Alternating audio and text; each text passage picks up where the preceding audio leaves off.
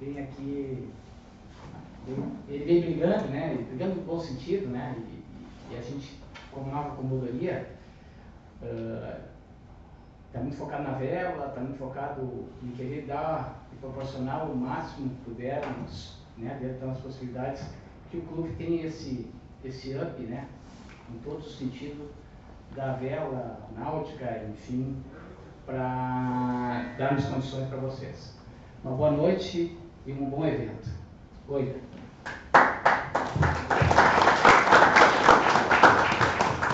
Tá bom, pessoal. Não, é só para, repetindo, né, dar as boas-vindas para vocês. A gente agradece a presença de todos vocês aqui. Tá? Eu acho que o assunto é bem interessante, né, embora não seja exatamente vela, mas é extremamente correlacionado. O motorzinho que eles estão trazendo aqui é dos motorzinhos que a gente utiliza aí nos nossos barcos, tá? E esse ciclo aí de palestras que a gente está fazendo, justamente é digamos assim, um trabalho que a gente vem fazendo desde do ano passado, ano retrasado, de tentar trazer a escola de vela mais próxima dos cruzeiristas, tá? Que estão lá na cantinho lá do clube, lá meio escondido, né? Aqui a gente tem o entrosamento com a flotilha, com os alunos, mas como a escola ela tem que ser abrangente, ela tem que pensar em todas as áreas do clube, né? E a fatia, digamos assim, do pessoal que aprende a velejar e vai navegar, ou às vezes até compra o barco depois vem aprender aqui, é bastante grande, né? A gente tem que buscar aquilo que realmente atende a esse público, tá? Então essa que foi a ideia. Esse assunto a gente já tinha falado com o Danilo desde o ano passado, né? E ano passado esse curso foi feito lá no Veleiros, tá? E agora esse ano então a gente está fazendo aqui. E então o Danilo ele vai passar para vocês agora, apresentar o pessoal que vai para as aulas, né? E vamos encadear o negócio, porque o assunto eu acho que vai estender bastante. Só lembrando, né, a gente fez um esquema aqui com o pessoal lá do Flávio, se alguém quiser jantar, os instrutores aqui vão jantar depois da aula ali, não sei que hora vai terminar a aula, né, de repente vai ser mas se alguém quiser, se não se inscreveu ainda, o Thiago abriu uma listinha aí, né, o pessoal que quiser ainda dá tempo lá de avisar o Flávio lá, e a gente pode avisar ele se alguém quiser entrar para jantar lá. Tá bom? Ok, então. Obrigado pela presença. Passando a palavra aqui ao Danilo.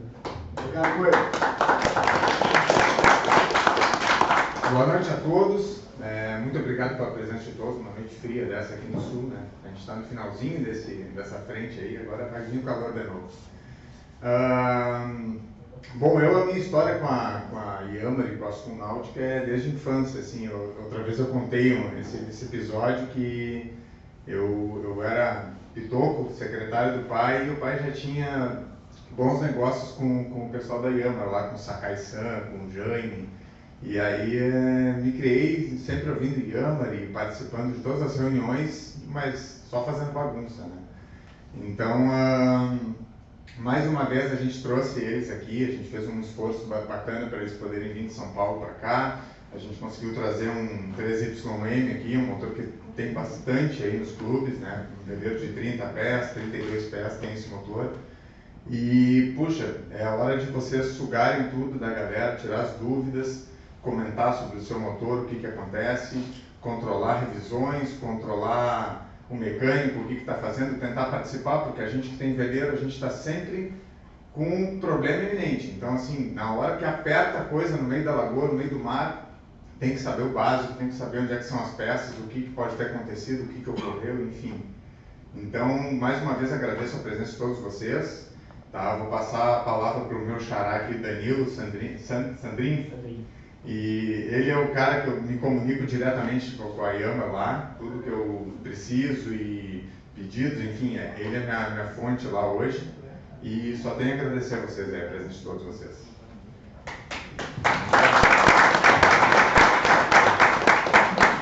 Boa noite, pessoal. A gente vai ligar aqui, primeiro agradecer vocês todos aí pela presença, tá? É uma satisfação para a gente também estar aqui podendo compartilhar um pouco do que a gente sabe.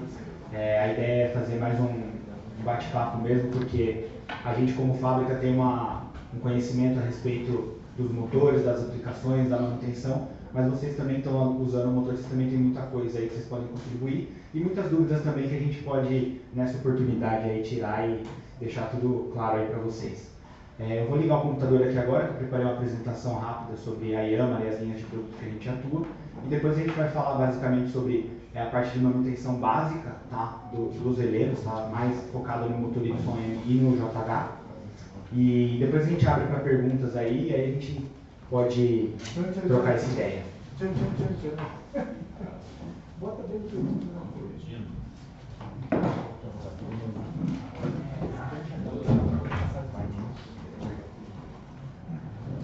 Fim do suspense. Aquele que viu que foi suspense, né? Queria fazer um suspense, né?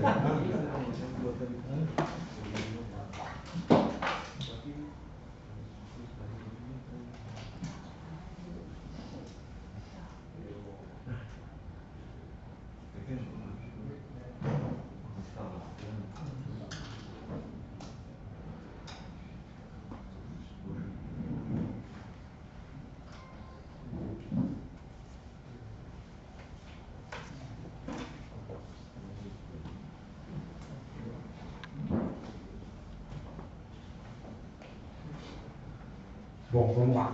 Quer que eu vá adiantando para ti aí? Pode ser. Só me dá o pessoal pedir up, pedir down?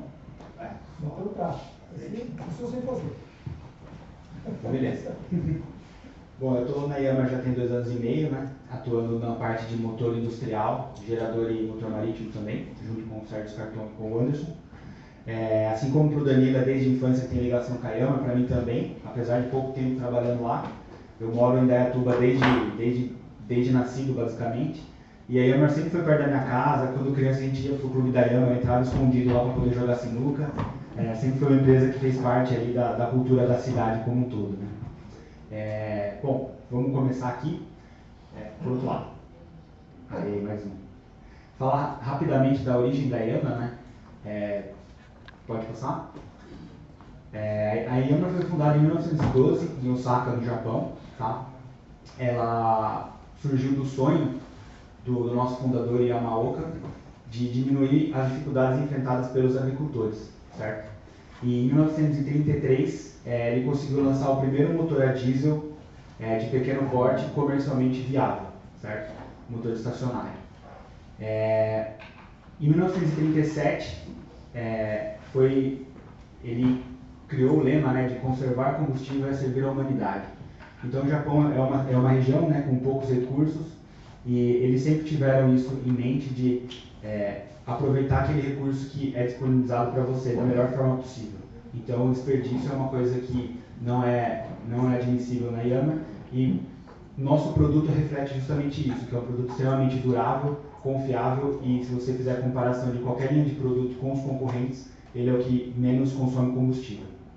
Em 1957, a Yammer veio para o Brasil e fundou a Yammer Diesel do Brasil. E em 1960, inaugurou a primeira fábrica de motores em Indaiatuba, onde a gente tem a fábrica até hoje, fazendo a parte de montagem de trator e grupo gerador. Tá. Pode passar. No mundo inteiro, a Yammer hoje ela compõe um grupo de 125 empresas, tá? Não só empresas coligadas da Yammer, fabricantes de produtos, mas também fabricante de rabeta, reversor, no caso a Vetus, por exemplo, que fabrica outros equipamentos que vocês também utilizam em veleiro, certo? Mais de 6 mil revendedores autorizados no mundo e presente em todos os continentes aí. No Brasil, a gente tem a nossa matriz em Indaiatuba, como eu falei, que é essa foto aqui, que é a unidade que a gente trabalha. Temos uma filial em Osasco e uma filial em Manaus, mais voltada para aplicação de motor para trabalho, motor marítimo para trabalho, e mais de 300 autorizadas aí em todo o Brasil. Dentre os segmentos que a Yammer atua, ela tem atuação no setor agrícola, com tratores até 90 cavalos, fabricante de motor estacionário também, que foi a origem dela, né? Originalmente ela surgiu assim. Então, além da parte de motor que a gente vende para as nossas revendas, a gente também atende uma série de outros fabricantes de tratores, outras escavadeiras, máquinas de pavimentação de solo, etc.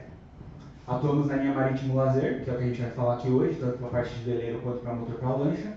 Fabricamos grupo gerador também, a linha de construção civil, com as linhas escavadeiras até 10 toneladas, os sistemas de cogeração de energia, que nós temos um sistema que a gente está implementando agora no Brasil, que você, se você tiver, por exemplo, uma linha de gás natural, você consegue instalar um equipamento que utiliza o gás para funcionar o motor, o calor do motor aquece a água para uma piscina, por exemplo, e esse motor também gera energia que você pode utilizar no seu prédio. E a linha de motores de marítimo trabalho, que aí já começa na parte de balsas, rebocadores, e aí vai até uma linha de 6.000 HP. Dentre a linha de motores marítimo lazer, a gente começa falando da parte de lancha, né, que não é tanto objetivo aqui, mas só para todo mundo conhecer até onde vai a nossa linha de produtos aí, se puder passar. Então a gente, tanto na linha veleiro quanto lancha, a gente tem a opção de motor de centro para reversor pé de galinha ou motor centro rabeta. Tá? Volta um. Aí na linha de lancha começa em torno de 150 HP e a gente no Brasil vai até 440 HP. Tá? De todas as faixas de potência que a gente atua, volta um, por favor. Aí de todas as faixas de potência que a gente atua, a gente tem as duas opções. A opção de motor com bomba injetora mecânica, que é mais tradicional, e também o motor common rail, certo? No caso aí a gente tem uma foto de um bote, que isso daí é um projeto único no Brasil, tá? Ele foi construído com 3 motores desse da foto, que é um V8 de 370 HP, tá? Então aqui tem 3 desse daí, totalizando 1.110 HP. Agora, por favor. Aí. Na linha veleiro, a gente destaca a série YM, que é a que vocês acho que estão mais acostumados aí a trabalhar, e a série JH. O YM, a gente tinha a opção de um cilindro, que era o 1JM de 9 HP, que ela está sendo descontinuada, e a gente manteve a opção de 2 e 3 cilindros, que vai de 14, 21 e 29 HP, tanto nas opções com reversor pé de galinha, quanto com rabeta. E na JH, ela começa com 39 HP e vai até 110 HP, aí com versões de 3 e 4 cilindros. Nesse caso, todos com injeção mecânica, bomba injetora tradicional mecânica. Tá? A gente também, por uma questão da mudança de mercado e cada vez mais a regulamentação de emissões, ela vem forçando mais a barra, então a gente tem também a linha Common Rail, tá? Com o menor Common Rail do mundo, que é esse de 40 HP, que ele é basicamente o mesmo formato do 3JH5 de 39, só que ele foi convertido para a versão Common Rail, aí por uma questão de emissões. E aí depois a gente tem a linha do 4JH, que começa em 45 e vai até 110 HP. Esse de 43 cilindros também? Esse é 3 cilindros também. É o menor Common Rail do mundo. Aí é um motor mais econômico e tal, aí pelo fato dele ser Common Rail, você também consegue ter mais eletrônica dentro do barco, mais painéis, etc. Mas a gente também, no Brasil, a gente está trabalhando até 110 por causa do posicionamento de mercado e por causa do tamanho das embarcações, mas temos também 125, 150 HP para essa linha de veleiro. Tá? Como eu estava falando, né, hoje quando a gente vai fornecer um motor como esse aqui, a gente fornece basicamente um kit completo no que diz respeito ao motor. Tá? Então ali tem alguns acessórios, né, mas basicamente se você for comprar um motor desse hoje, ele já vai vir com o painel, com a parte de chicote, o cotovelo de escape, os coxins para você fazer a instalação, acompanha o alternador, o tanque de líquido de arrefecimento, as conexões para boiler, que está aqui, para água quente, tá? Ela é standard, e a manete mecânica Yammer, que é aquela que está em cima da caixa das vetas ali. Quando a gente fala do motor Common Rail, como eu consigo ter mais sensores, a gente também tem essa opção aqui, que é o sistema VC20 de controle. Então você tem esse painel aqui, que você consegue ter todas as informações do motor projetadas ali, ou você pode pegar um cabo e passar por uma daquelas telas da Garmin ou da Raymarine. Então aí você consegue ter todas as informações. O que é Common Rail?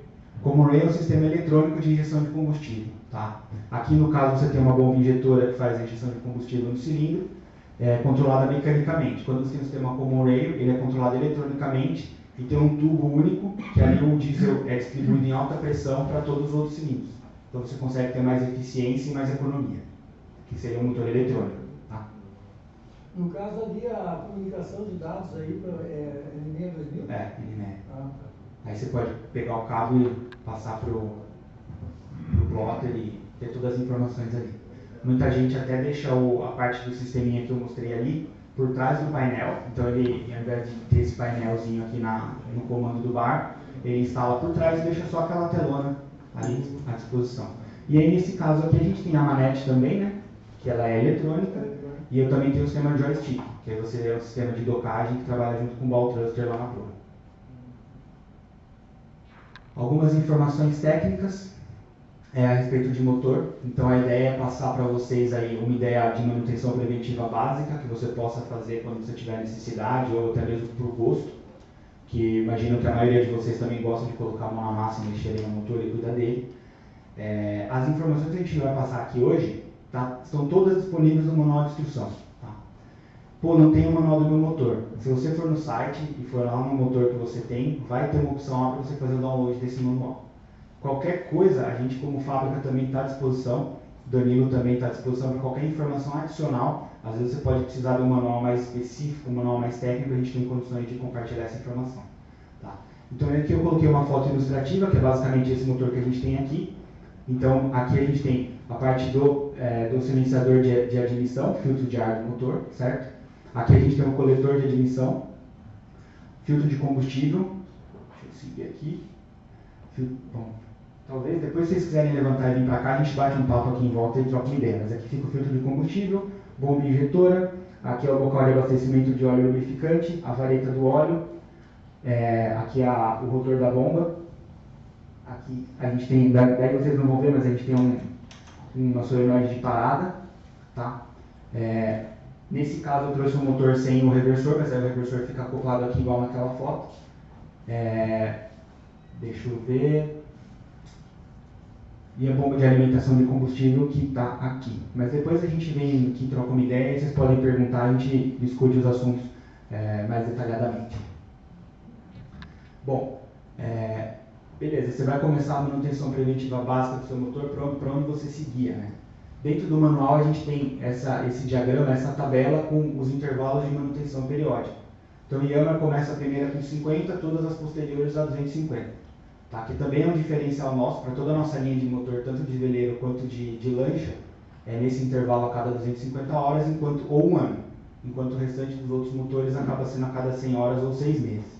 Então, aqui no caso, a gente pegou como exemplo a parte do óleo de lubrificação, certo? Então, é solicitado, né, nas primeiras 500 horas fazer a substituição do óleo lubrificante, e daí a gente tem aí uma orientação básica a respeito de como fazer essa troca. Tá?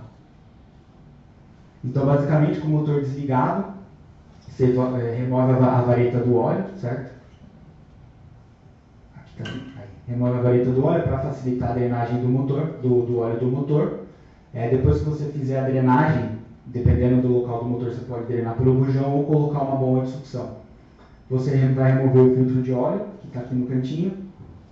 Tem a chave específica para fazer isso, certo? Depois você pode colocar um novo filtro, certificar de que ele está bem encaixado, para não correr nenhum risco de você pular uma rosca ali e ele ficar mal encaixado e ocorrer um vazamento, certo? Verifica se está tudo vedado, e você pode completar o óleo de acordo com o que está no manual. Tá? Eu não costumo colocar, eu coloquei um exemplo ali, né, de 2,7 litros do 15W40, mas o ideal é sempre verificar o manual, porque o tempo vai passando, um vem falando uma coisa, outro fala outra coisa, que usa tal viscosidade, que o meu faz isso, o meu faz aquilo, mas é sempre importante consultar o manual e seguir o que está especificado ali. Tá? Porque a gente costuma falar que o motor é muito resistente e muito durável, porém, se você seguir a manutenção preventiva e seguir o que tem que ser feito, entendeu? Porque o motor ele não tem milagre. Se você não seguir a risca ali o que está sendo solicitado e seguir a especificação do manual, não vai ter motor que vai conseguir durar aí 5, 6 mil horas. Uma pergunta ali, eu vi que vocês têm óleo de cárter e de caixa de transmissão específico da Yamaha. Sim. Sim. E eles são diferentes os dois. Sim. E usualmente aqui o pessoal está usando o mesmo do cárter para a caixa de transmissão. Isso aqui eu aprendi do mecânico que instalou o nosso motor e tudo mais. E são diferentes mesmo? Sim, a especificação é diferente. Se eu não me engano, o da transmissão acho que é SAI 90. Uhum. O outro vai ter uma viscosidade diferente de acordo com temperatura. Tem modelo que usa SAI 30. Tá? Tem SAI 30 também? Tem SAI 30 também. Tá? Normalmente o motor você usa mais, trabalha mais com multiviscoso. Né? Na caixa você pode trabalhar mais com monoviscoso. Aquele 15W40, né? Que a gente chama de multiviscoso. No reversor, quando é de baixa viscosidade, não é o 90 que é usado para transmissão, então normalmente você usa o monoviscoso, é o SAI 30. Ah, tá. Pois isso aí. Isso é o Daniel, que é o cara que aqui representava aqui, É que ele disse para botar o mesmo do cara.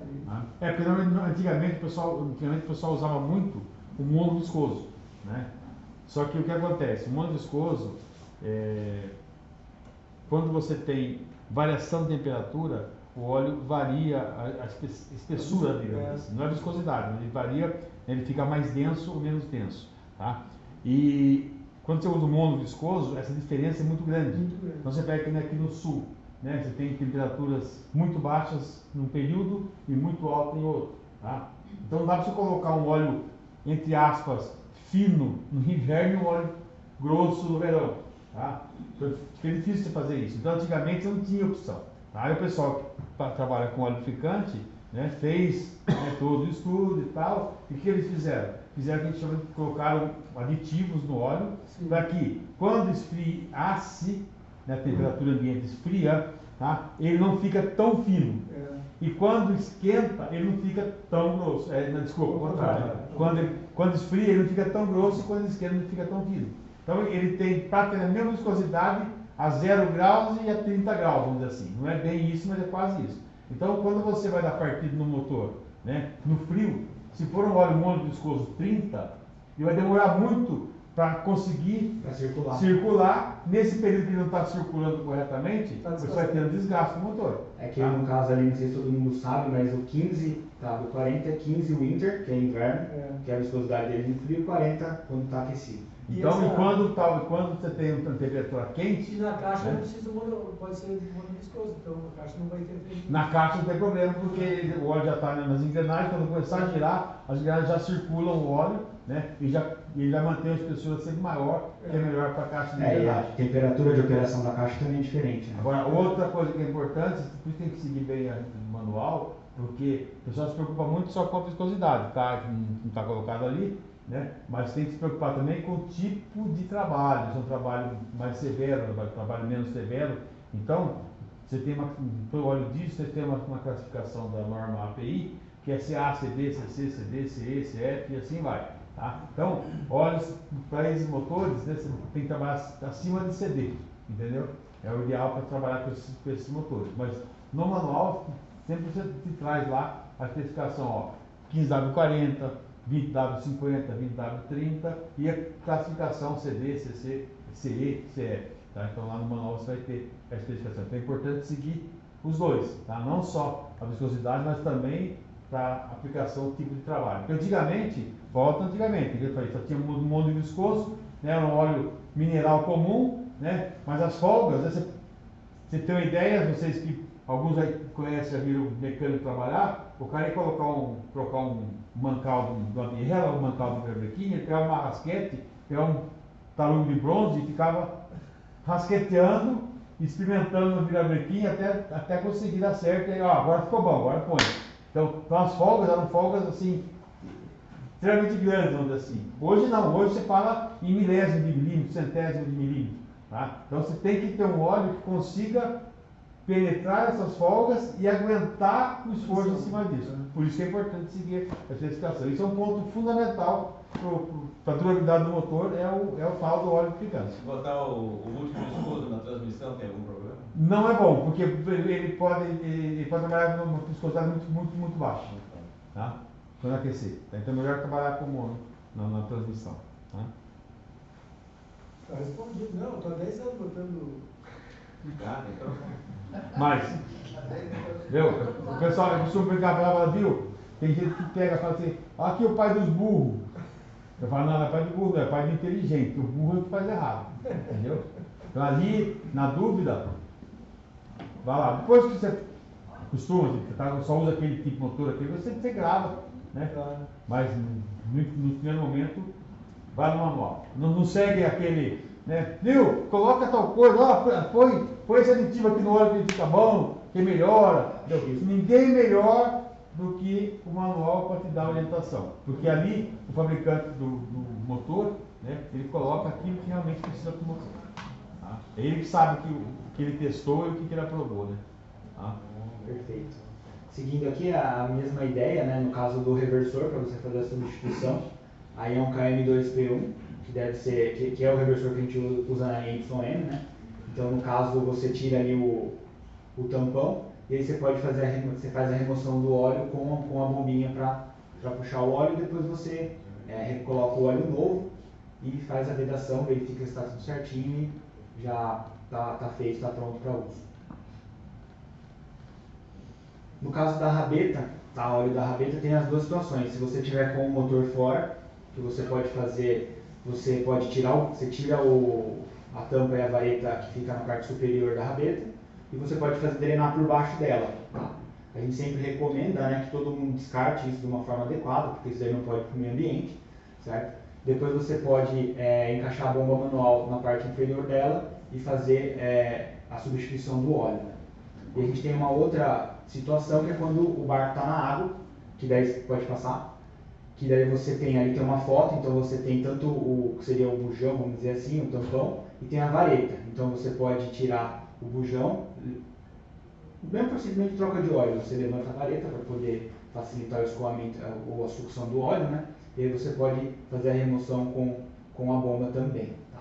Aí você completa também o óleo sempre verificando, está no manual também. O tempo vai passando, a gente vai esquecendo. Ah, é 2,5, é 2,5. Você fala, puta, mas é 2,5 mesmo? Aí você fala, putz, deixa eu olhar lá, puta, era 2,7. Pô, acontece em todo mundo, né? Depois você pode fechar e beleza. Uma outra coisa simples, uma outra manutenção simples de fazer, de fácil verificação também, é o tensionamento da correia do alternador, que está aqui. No caso aqui ela está coberta, mas basicamente para você fazer essa substituição e principalmente verificação, é super simples também. Você vai tirar só os parafusos dessa capa aqui e aí você pode fazer a verificação aqui da tensão dessa correia. Tá? Basicamente, na tensão adequada, ela vai defletir de 8 a 10 milímetros. Então você vai pegar aqui, que você vai ter essa visão aqui, você vai aplicar uma força ali onde está a flecha e ela vai defletir de 8 a 10 milímetros. Ah, tá fora. Ou então você faz a inspeção visual, poxa, tem uma trinca, tem alguma coisa aqui, alguma fissura, alguma coisa errada. Correto é substituir a correia. Por quê? A correia está frouxa. Como é que ela vai fazer? Vai funcionar o alternador para gerar energia adequada para o motor funcionar, e às vezes se você tiver um segundo alternador para carregar a bateria, alguma coisa assim, você não vai ter a tensão adequada ali para fazer o funcionamento. E o mais importante é com relação à bomba d'água, porque daí ela não vai funcionar direito, não vai ter pressão adequada, pode ocasionar um superaquecimento no motor, e aí a conta vai ficar cara, e aí o Danilo vai ficar feliz. Então é super simples, né? No caso tem informação no manual também, é tirar essa capa aqui. Aqui tem 2 parafusos que você facilmente já solta o alternador, e aí você consegue afrouxar a correia que está aqui, você consegue fazer a substituição, volta ela para o lugar e aperta e faz o teste para saber se ela está na tensão adequada e pode partir o motor. E vida de correia aí, vocês têm uma ideia assim? O ano visual mesmo, começa a guinchar muito troca. Então, no manual, naquela tabela que eu apresentei lá no começo, ela vai ter a parte da correia e vai falar quando que você tem que verificar e quando é recomendado substituir, entendeu? Mas, por exemplo, você vai trocar um óleo, não custa nada você tirar aqui a capinha de proteção, dar uma olhada, ver se está tudo certo, ver se não tem nenhum tipo de nada irregular com ela, algum... Eu já substituí 2 vezes, ela tá boa, mas eu achei que estava ficando muito tempo. E é borracha, né? Entendeu? É uma coisa que ela vai, com o tempo, ela acaba perdendo a propriedade dela, a flexibilidade dela, a resistência, pode ter problema. E uma coisa que a gente fala também é para não passar nenhum tipo de óleo, tá? Eu já vi um monte de gente aí na internet falando, não só a respeito de motor de veleiro, de motor em geral, né? Passando algum tipo de lubrificante, óleo, graxa, alguma coisa na correia, não pode fazer isso porque ela pode correr. Isso. E cuidado também que nem frouxa, nem esticar demais. Se esticar demais também pode romper os rolamentos, tanto do alternador quanto de bomba d'água. Inclusive, qual o barulhinho que de vez em quando vem da correia, aparentemente da correia. Precisa verificar se ela não está frouxa. Pode ser. Não sei se você tem... Quando patina ela faz barulho. Ela dá aquele barulho. E às vezes, né? Pode ser que ela esteja patinando, não por questão de tensão, não. Pode ser que travou o rolamento da bomba, travou o rolamento do alternador, aí ela vai cantar porque ela vai patinar, né? E começa a olhar pozinho, né? Sim, aí tá comendo a correia, mas não está funcionando. Se for o alternador, você vai perceber que vai acender a luz do painel, vai indicar que não está carregando, né? Mas o motor com 400 horas, acho que não vai captar. Não pode ser. Às vezes é Então, só você precisa uma ajustar a tensão ou se ela já está meio gasta, já está na hora de trocar. Né? Uma outra coisa que a gente sempre fala é a bomba de água salgada, tá? A questão da inspeção dela, também é uma coisa simples de fazer. Você só vai tirar aquela tampinha que tem na frente dela, aqui no caso. Aqui tem um rotor novo, tá? Então basicamente você vai tirar essa tampa e fazer a inspeção do interior da bomba e do rotor, para verificar como estão as pás. Então você vai com uma lanterna ali, verifica se não tem desgaste nas pás, se não tem risco, se não tem nenhum esfriado ou a tampa desgastada. Verifica também se não tem acúmulo de algum sedimento, alguma coisa. Se você não encontrar nenhum dano, verifica o anel O-ring de vedação também, se está em condições adequadas, ele não está trincado, se ele já não está ressecado. E aí você pode fazer a montagem novamente. Caso contrário, é recomendado fazer a troca do rotor. E muitas vezes a gente recomenda que você já tenha outro rotor no barco, né? Porque é uma coisa simples, é uma coisa barata. E a gente também fornece, através da rede, a gente tem um dispositivo para você fazer a substituição. Então, no manual ele diz que tem que ser substituído a cada 1000 horas, mesmo se não houver danos. Mas não custa nada você ter uma peça sobressalente aí no seu veleiro, para se você tiver alguma emergência, você consegue fazer a substituição na hora. Para abrir a tampinha, precisa fechar o registro de entrada d'água ou dá para ter? Está no meio mais grande? Sim, tem que fechar. Nessa questão da bomba d'água, eu sempre costumo falar para o pessoal que o rotor ele custa R$100 um rotor desse motor aí, né? Ele chega a ser mais barato que um rotor nacional de motor de polpa, assim, que é uma coisa bem bastantão. Então a Yamaha tem uma política de peças muito barata, assim, e é um preço tabelado. Se tu comprar na Sul Náutica, se tu comprar na Equináutica ali, é o mesmo preço, entende? Então a política de peças dele é impressionante como funciona bem, porque faz com que o cliente não busque o paralelo. Né? E esses dias a gente descobriu que no Mercado Livre tinha cara vendendo paralelo dentro do saquinho da Yamaha, lembra que eu te passei? É complicado. Inacreditável. Já é barato, os caras estão vendendo mais barato e Esse motor também, porque dentro esse dessa motor coisa. aí agora que não serviu, e com o plástico da Omni não era outra coisa. E outro detalhe, Danilo, que esses dias estavam rolando nos grupos aí, num outro grupo de vela que eu tenho. Os caras estavam trocando a tampinha da bomba d'água por acrílico, para poder... é o preguiçoso, sabe? E daí o cara vê se o rotor, não precisa abrir para ver se o rotor tá bom ou não.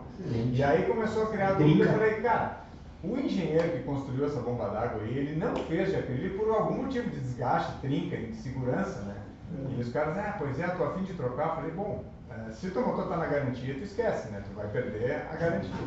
Agora, se tu quer trocar por conta e risco... Não, mas a tampa metálica ela dá uma pressãozinha na face do motor. Agora assim, ó, no manual do 3JH aparece um extrator. Aí eu sempre consegui, já troquei uma parte desse troço aí. Mas ele sai fácil sem extrator.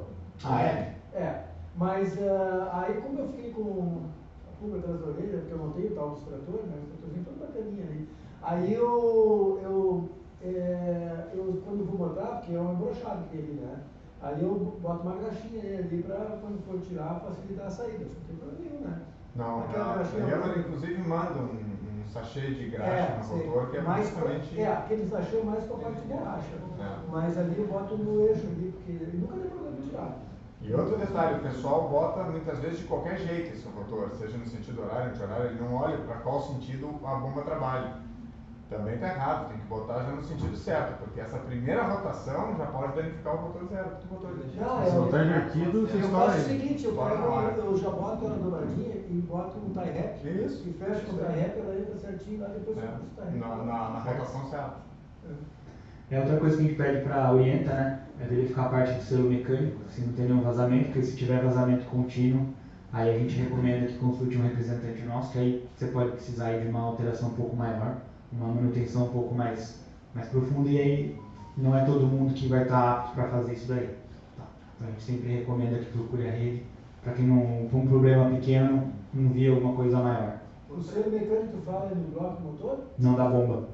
Traz a bomba. O retentor da bomba, que a gente chama de selo mecânico. Ainda sobre esse assunto, a Yamaha recomenda a questão do filtro de água de entrada antes de chegar na bomba, porque aqui, por exemplo, a gente tem agora que está descendo muita sujeira do rio, Água-pé. Água-pé, e ele às vezes fica partículas pequenas, Não, é recomendado, pode sim. acabar danificando a própria bomba, É né? Ou recomendado. entupindo o sistema. É recomendado, inclusive, ter o filtro, né? Acho que deve ter. Sim. É o filtro d'água de água salgada que a gente chama, né, que tem.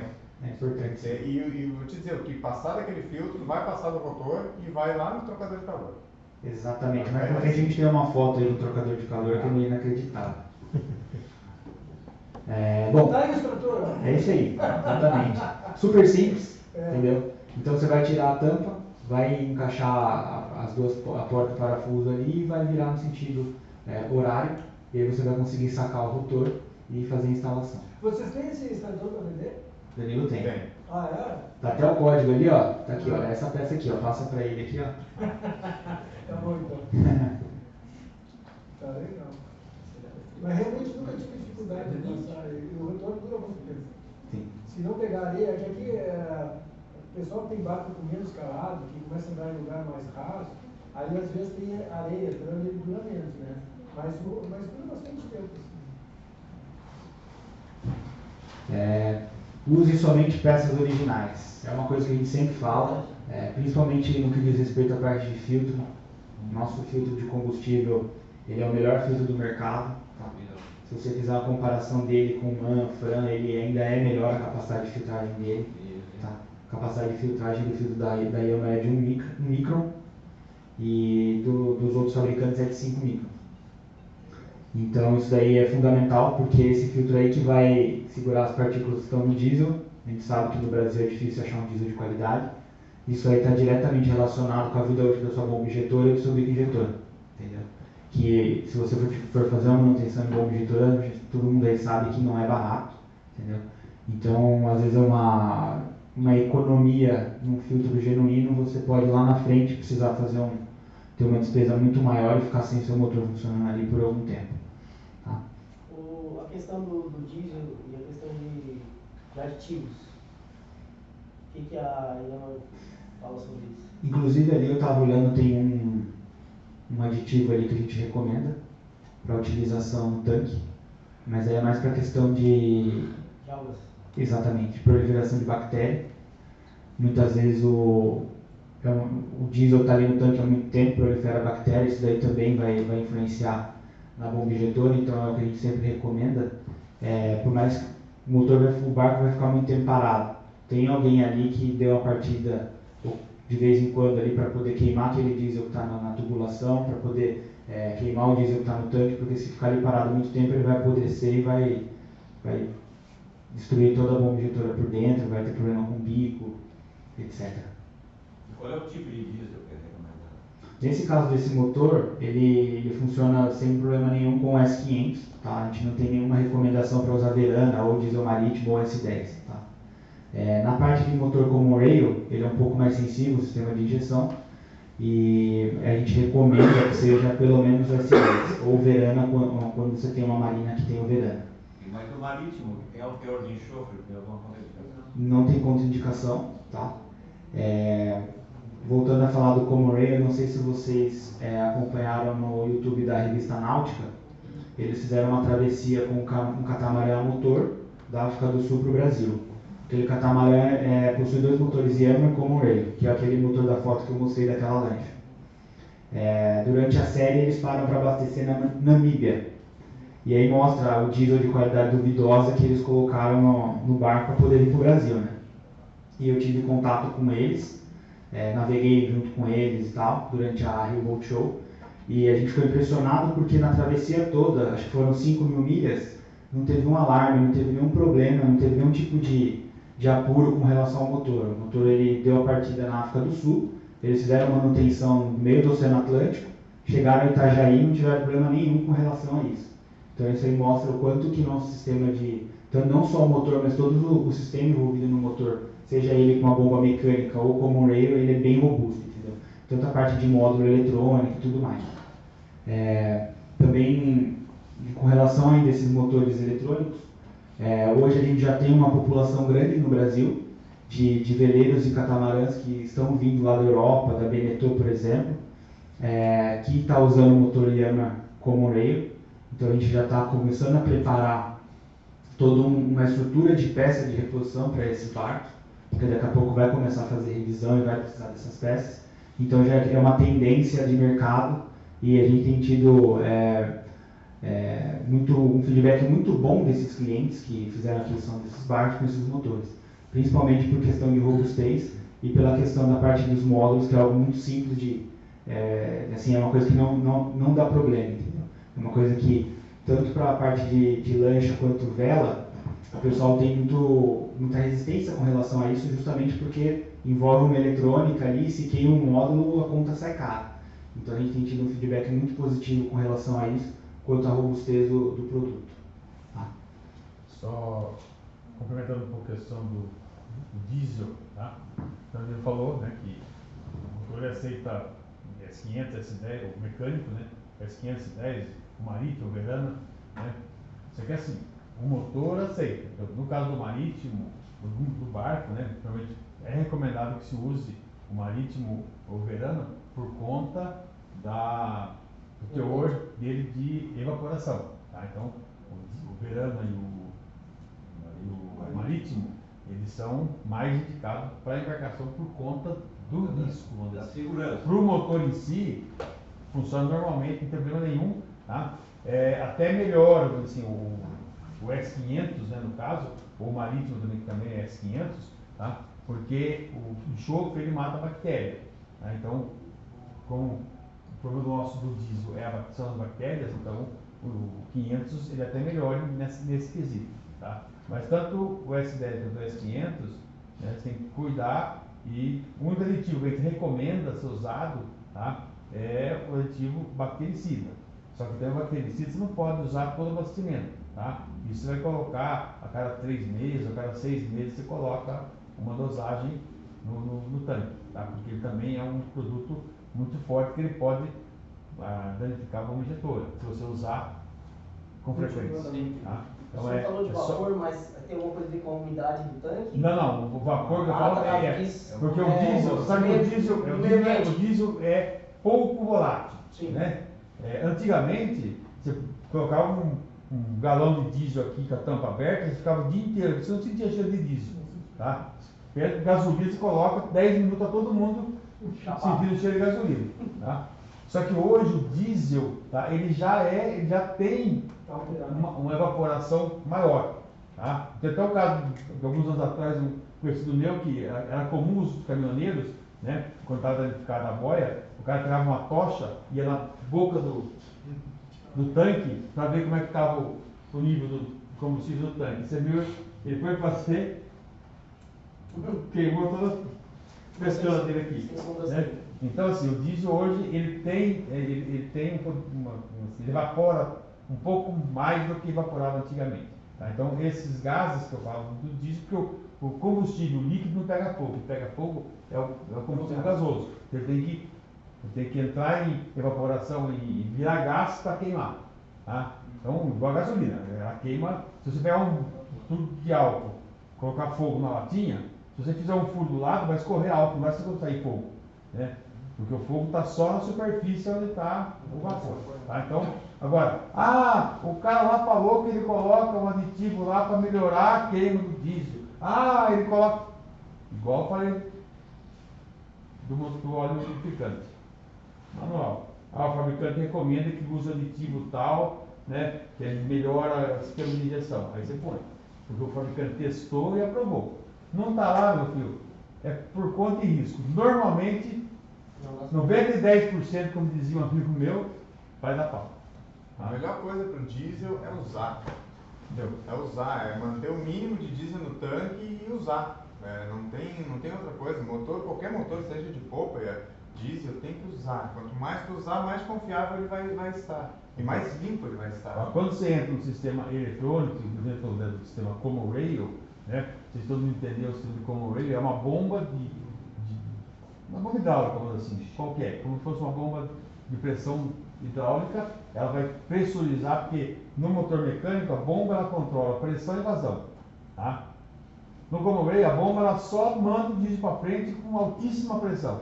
Tá? Tanto é que tem que tomar cuidado, porque o pessoal que está usando mecânico aí, se vai mexer em Common Rail, toma cuidado, você pode se machucar porque vai vai sair diesel com pressão, entendeu? Então tem que saber no que está fazendo.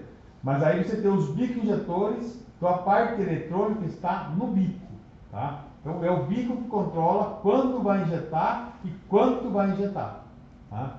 A bomba injetora, lá no caso, não é a bomba injetora, a bomba hidráulica que ela pressiona o óleo. Então, aí o bico ele é mais sensível. Por isso que nesse sistema como o Rail, tá, ele não admite o enxofre. Então, no sistema como o Rail, você tem que usar o óleo com baixo teor de enxofre. Tá? Agora, no mecânico, tanto faz um quanto o outro. Mas, recomendação é, se você estiver usando o 500 e for usar o 10, você esgota o tanque e troca. Não vai misturar, colocar um em cima do outro, que você pode ter problema e vai começar a criar uma goma no diesel. Tá? Eu uso um bactericida chamado Actioil. O Actioil é o mais comum aí. Né? Esse não pode ser usado continuamente? Não. Tá? Não é recomendado. O fabricante de bomba injetor pode perguntar, pode no posto Bosch, perguntar para os caras da Bosch, você ver. A Bosch não recomenda e o fabricante de bomba não recomenda. Eles têm dois tratamentos, o chamado de short, que tu bota uma quantidade enorme no tanque, e o outro que é aos poucos. Isso. Mesmo essa dosagem pequena não deve ser contínua. Não. Tá? Porque ele fica lá, ele não vai embora, ele vai assim, como se ele criasse como vou dizer, né? Uma casca, uma camada no tanque, e ele vai, né, atuando e matando as bactérias. Tá? Então não é recomendado que se use todo o abastecimento, frequentemente. E até porque é um produto caro, né? Sim. Esse sim é um produto que tem um valor agregado maior, né? Ele custa em média R$170 um frasco de 1 litro desse. Então, como o Danilo falou, se você usar, né, ficar deixando o tanque cheio lá, né, ficar 6 meses com o diesel lá no tanque, né? O que eu tenho notado é que até o diesel marítimo, se tu encher e abandonar o teu barco, vai ter a boca. Depois de um certo prazo, vai vir a boca. O diesel marítimo não muda nada, porque a bactéria tem no diesel marítimo, tem no diesel normal, tem no S10, tem no S500, tem todos. O marítimo não tem biodiesel. E agora não. Então, mas o biodiesel, aí que tá. O problema do biodiesel é que ele aumenta porque ele dá mais comida da bactéria. Essa é a questão do biodiesel, entendeu? Ele dá mais comida da bactéria. Consequentemente, né, você cria mais. Quanto mais comida, mais ela se procria. Tá? Mas ele tem bactéria também igual ao outro. A bactéria vem no diesel, na verdade. Na verdade, é o nosso sistema de processamento do petróleo lá que gera bactéria. E o que tem acontecido bastante eu digo assim, já ouvi 3, 4 casos, assim, pessoal que tem barco aqui no Guaíba e tal, navega por aqui, aí resolve ir para o mar. Agora nós vamos fazer uma velejada no mar. Se o cara não limpa o tanque dele, porque ali está funcionando o barco dele há 10 anos, com requisão, tudo certo, mas o tanque está sempre igual. Vai para o mar, o balanço muda e aí a borra vem. E aí o cara no meio do mar tem problema de borra e diz, pô, mas meu motor nunca teve borra. Não, ela estava lá paradinha.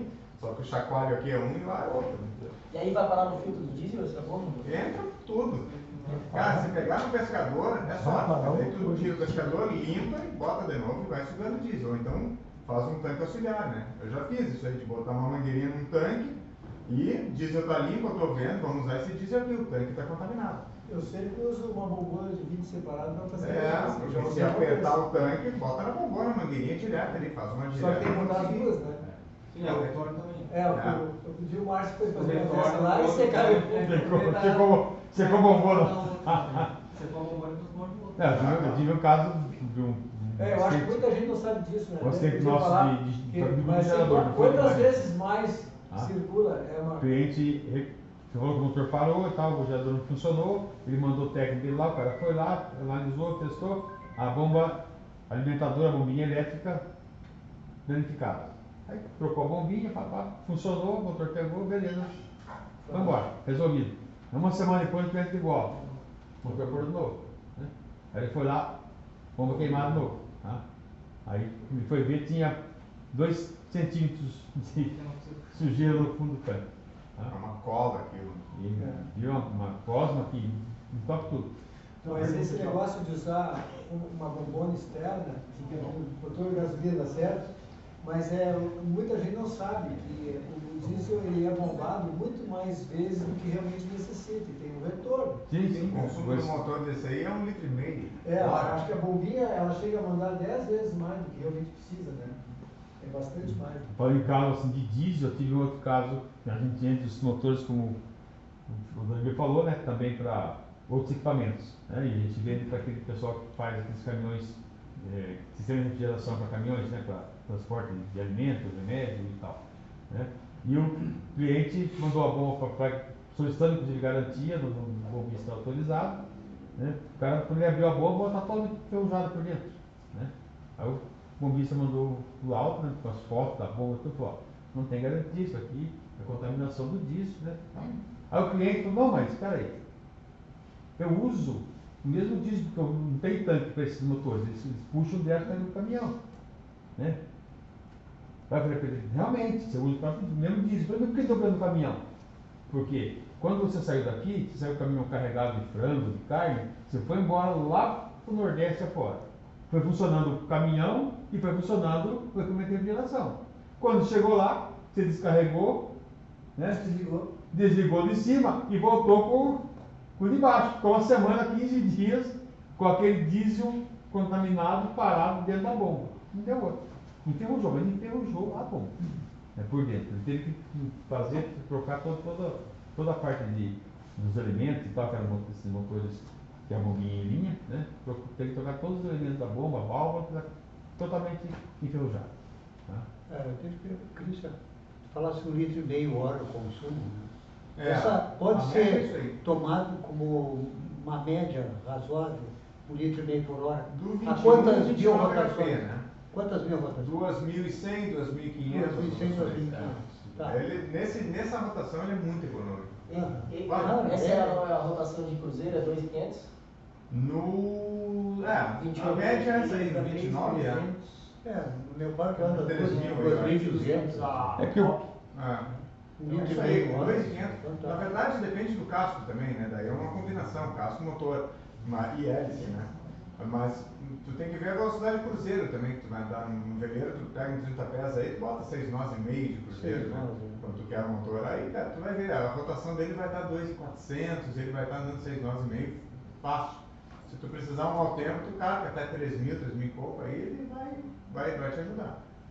Porque é igual carro, né? Pega você fala, não muda, é que o pessoal associa. O carro, se você roda na cidade, ele tem um consumo. Você sai na estrada, se você andar 80 por hora, é outro consumo. Se você andar 100, aumenta. Se é 120, 150, 200, quanto mais você andar, mais ele consome.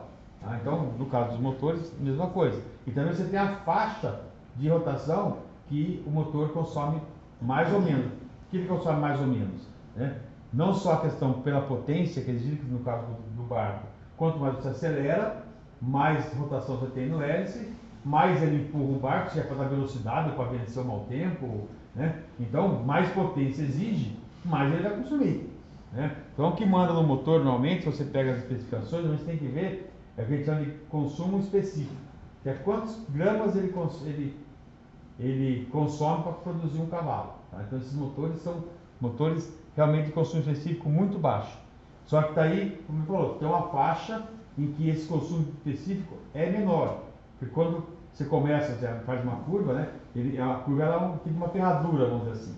Tá? No início, em baixa rotação, ele consome mais combustível do que ele precisa para funcionar. Tá? Então ele joga combustível fora. Aí ele vai diminuindo até que ele chega no ideal. Aí ele volta a consumir de novo. Tanto é que quando você sobrecarrega o motor, ou você aumenta muito a rotação e sobrecarrega, sai fumaça preta. E esse motor não sai porque as bombas são muito equilibradas. Mas normalmente é o comum você ver os motores andando com aquela fumaça preta. Aquilo é diesel que você jogado fora sem queimar. Então o consumo aumenta. Então essa faixa de velocidade de cruzeiro que a gente chama é aquele ponto ideal da curva, né, onde você tem o melhor torque do motor, tá? Então você tem o melhor nível de rendimento de aproveitamento do motor. Né? Então normalmente isso aí vai estar em torno de um pouco menos de 2/3 da rotação máxima do motor. Então vai ficar na faixa 2.500, 2.600, que é o ponto ideal. Você está próximo dessa faixa, o seu consumo ele é menor. Tá? E aí depende muito, como falou, se o hélice está calculado certinho, o tipo de casco, tem casco que, né, tem barco que é largo e é curto, aí tem dificuldade de abrir a água, tem que ter mais arrasto, ele dificulta mais, tem que ter mais pontiagudo, vamos dizer, mais fino, ele corta melhor a água, tudo isso interfere no consumo, né? Tá? Mas é realmente o nível de consumo desses motores, falando em consumo específico, você tem próximo disso, mas igual você não tem. Realmente por uma questão de desgaste, por exemplo, se tu está ali no 2.500 ou no 3.000, e tu está fazendo, por exemplo, uma travessia no motorando, e tu está ali trabalhando com ele há 12 horas ou 8 horas, tem um problema de tu estar usando o top ou tu tem uma rotação específica para te manter ele? Para ele não dar um desgaste muito grande no motor, né?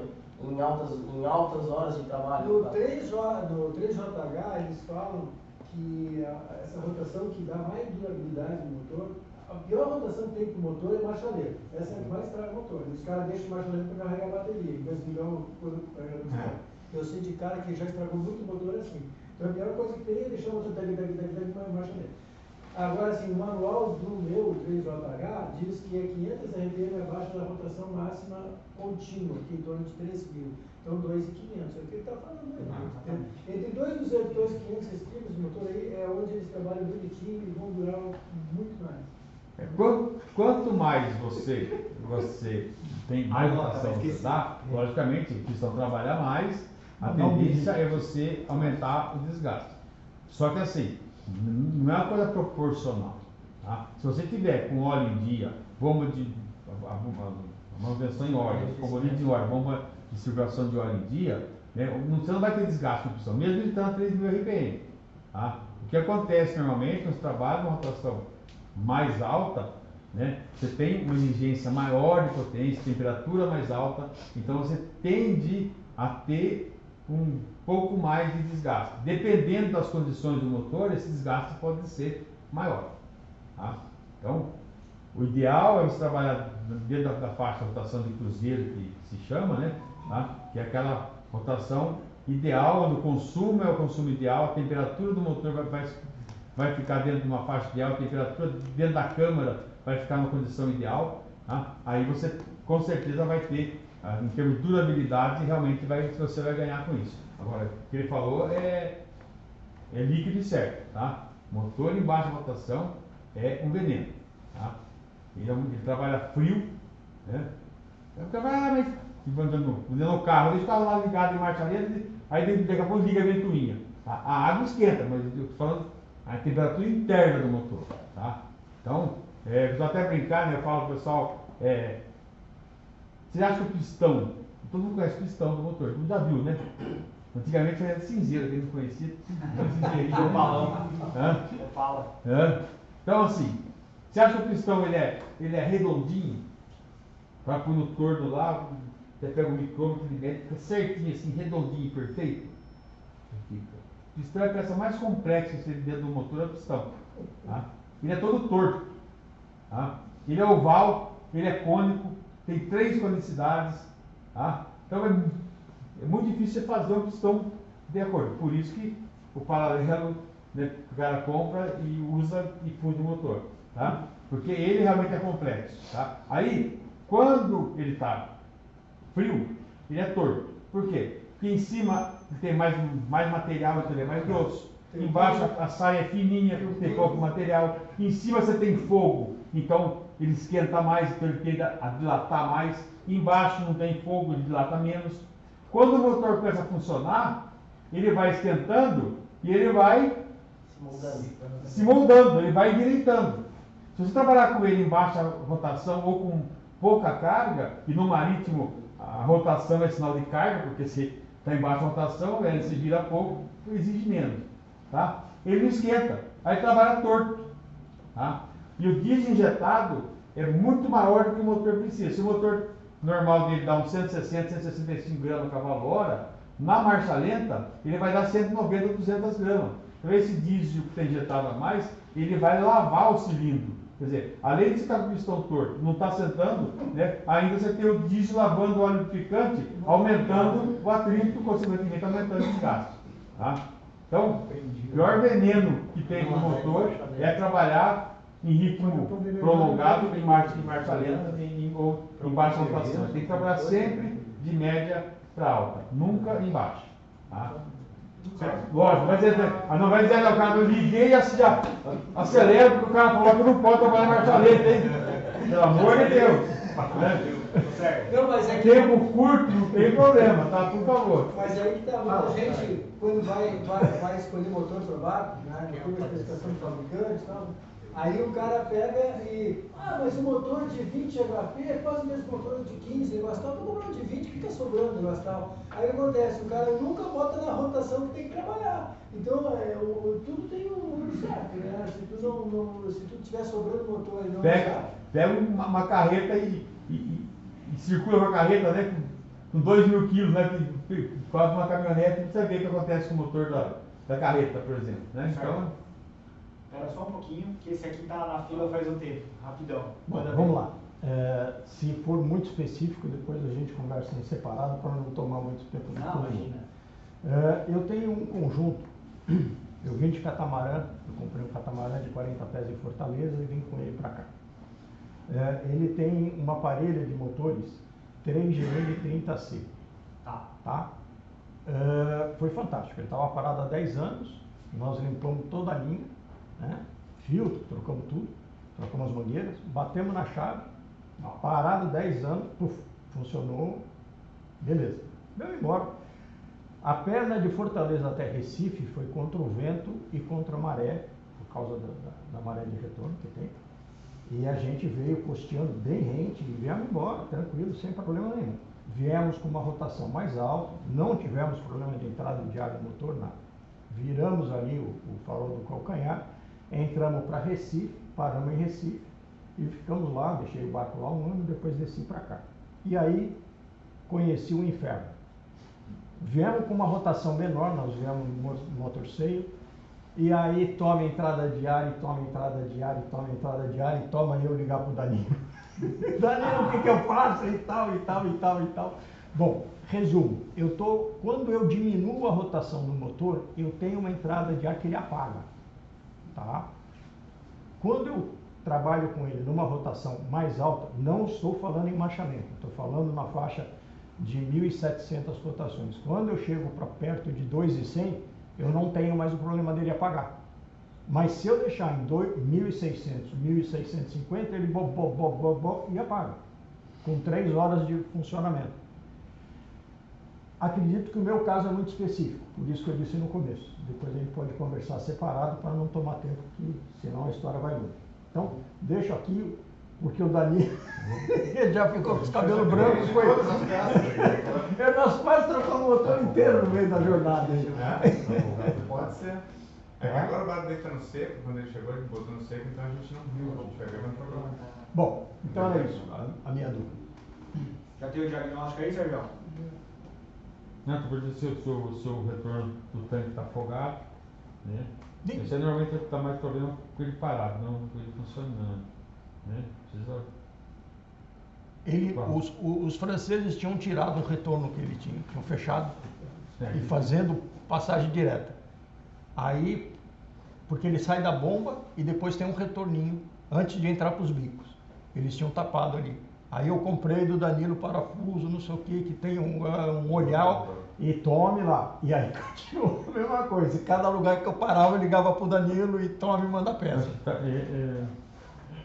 Bom, faz assim. Talvez você tenha que o retorno está afogado. Então, esses motores, eles tem sucção, diesel, né? A bombinha puxa, né? Passa pelo condensador, filtro, né? E vem para a bomba. Da bomba ele tem o retorno para tanque. Normalmente, quando o pessoal coloca o retorno no tanque, ele coloca a parte do tanque daqui, ele coloca aqui. Tá. Entendeu? Aí ele fala, tá retornando só, ele vai cair dentro do tanque. Tá.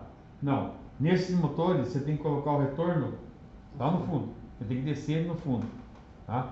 Para que ele fique Danilo, por favor, você mandar um tancaninho de inox. Então. O diferencial está alto?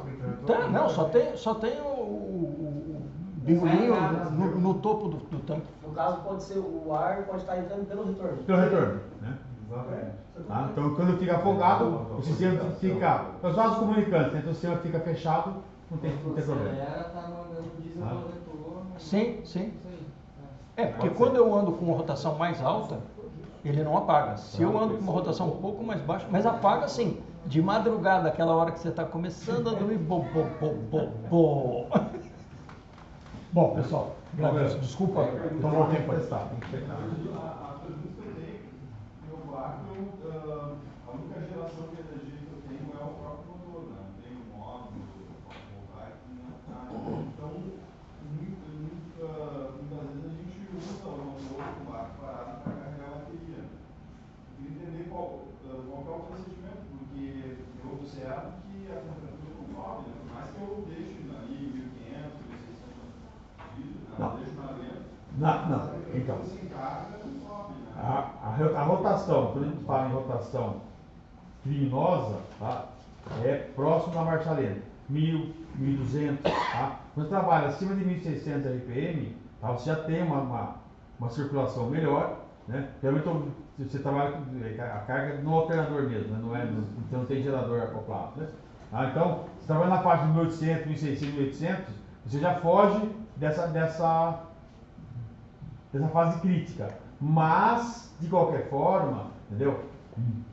Não é uma situação boa, quer dizer, você está diminuindo a vida do seu motor, né?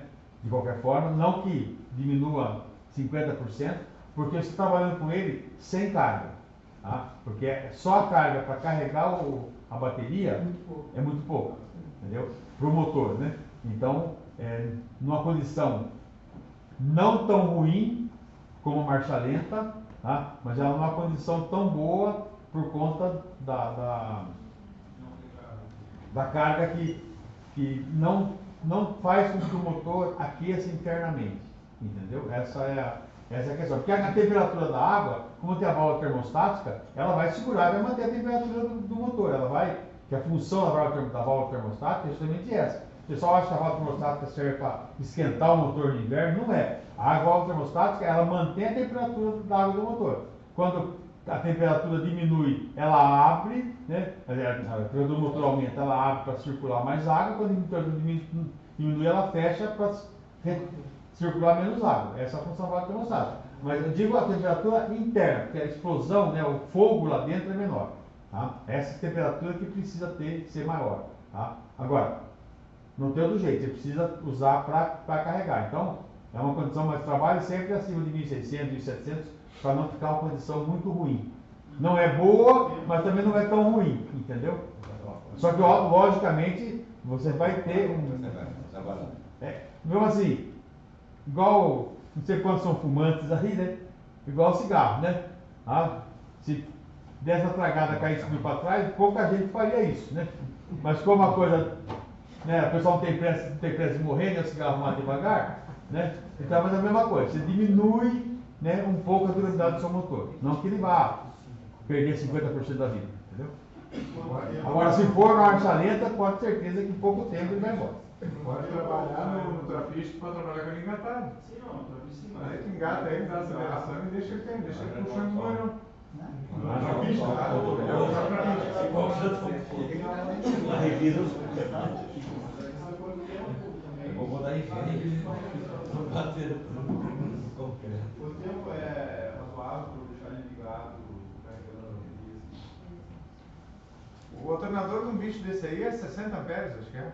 70, esse aí é 60 e tem opção de 80 amperes. Tem 140. É alternador. Aí tem que ver também a questão de carbonização de sete válvulas, né? De vez em quando você dá uma esticada ali na rotação para Não é bom, sabe? Mas eu sei que Quando ele navega, ele já faz isso. Mas né? não é uma coisa que tu tem que te preocupar agora. Agora eu acho que o painel solar podia botar no barco que ajuda até a durabilidade das baterias, sabe? É uma coisa para vocês pensar, mas não vai ficar perdendo o sono por causa disso. Continua fazendo. Mas é plaquinha, cara. Qualquer plaquinha. Eu tenho uma plaquinha, às vezes, pequenininha num barco, com 23 peças, verde de bateria. A bateria está sempre saudável, sabe?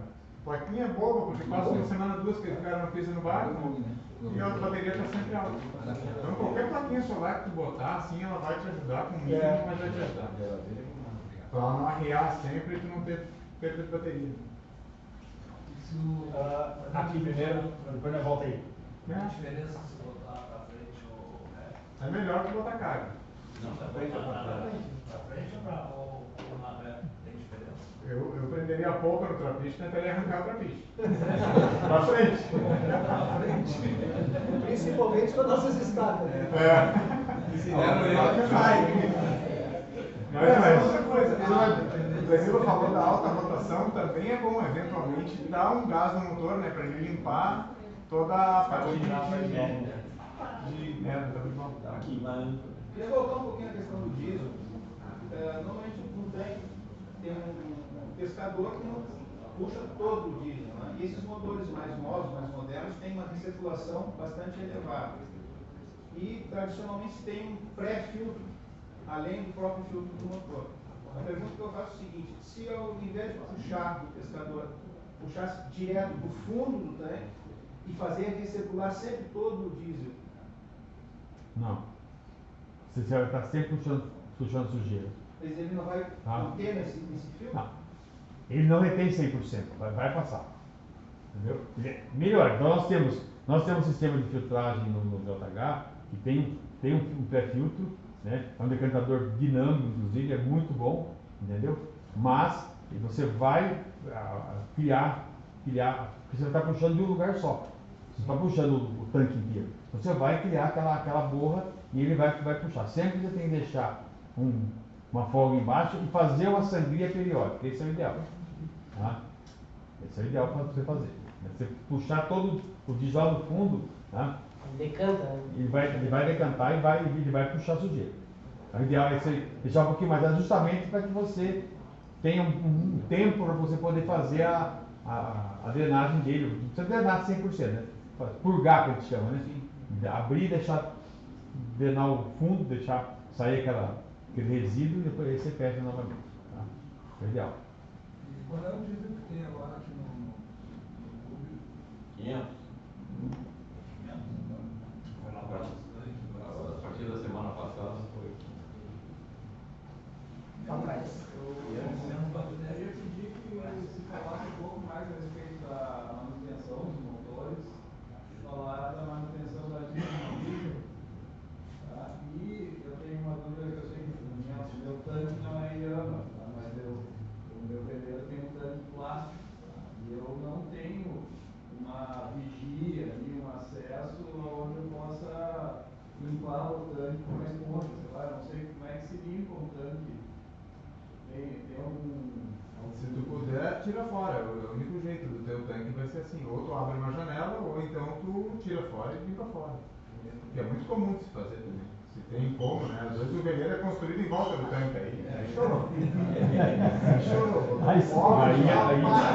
Aí é complicado. Aí não tem jeito.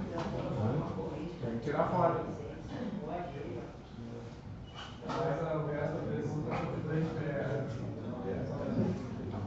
Tá, deixa pro Sérgio que essa parte aí ele vai saber melhor que eu. Eu tinha pergunta pra mim, mas... O que já saiu um pouquinho do dia de pergunta pra mim? Chegou a parte difícil, aí você tem que voltar para o programa. Qual foi? Desculpa, A parte da linha de combustível, manutenção na linha de combustível. Se você trabalhar com ele tá sempre funcionando, tá? Dificilmente vai ter problema na linha, tá? Agora, se você tiver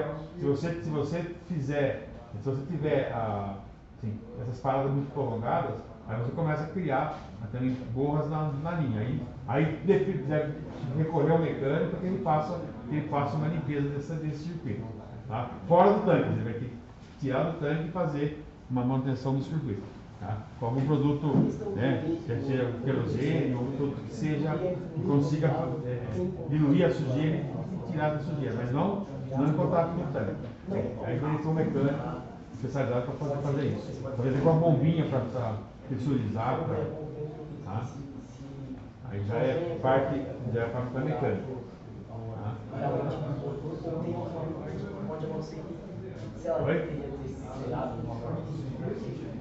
Não, tranquilo. Aí eu falo, aquilo que é função de filtro, função de óleo, você falou, drenagem de óleo. Se você tiver, né, recurso, tiver a bombinha para fazer a drenagem, né, tem uma base de conhecimento básico, tranquilo, entendeu?